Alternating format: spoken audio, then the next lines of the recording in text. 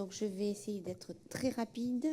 Donc nous adopterons ce contrat de plan et je salue tout le travail en amont qui a été fait, cette co-construction, concertation, bravo. Donc par contre, des questions subsistent par rapport à la réforme en cours. Dans l'attente de l'adoption définitive de la loi, après donc l'examen du Sénat, nous nous questionnons sur l'articulation de cette réforme au niveau régional. Quel sera le rôle précis de l'Agence nationale de régulation par rapport au contrat de plan formation qui nous est aujourd'hui proposé? Quelle sera l'implication des nouveaux opérateurs de compétences qui devraient construire les diplômes avec les branches qui le souhaitent? Il nous est proposé un plan régional pour les 5 années à venir, mais nous ne connaissons encore mal la gouvernance, la future gouvernance et les budgets.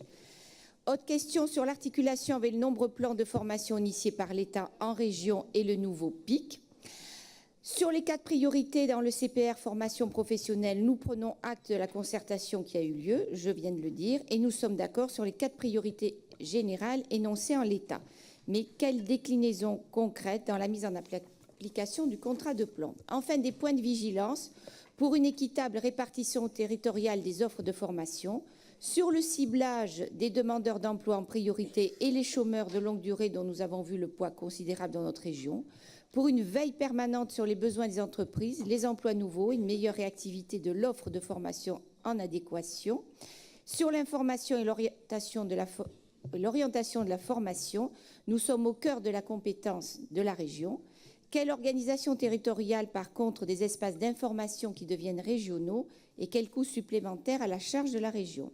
Autre point de vigilance, une indispensable simplification des circuits de formation professionnelle, alors que persiste toujours la multiplication d'un grand nombre d'acteurs.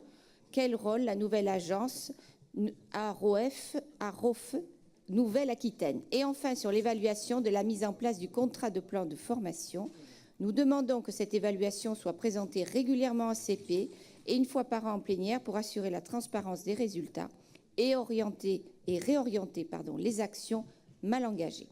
Il nous paraît enfin indispensable d'avoir une réelle culture de résultats probants et non pas les seuls moyens financiers mobilisés et parfois insuffisamment convaincants. Je vous remercie.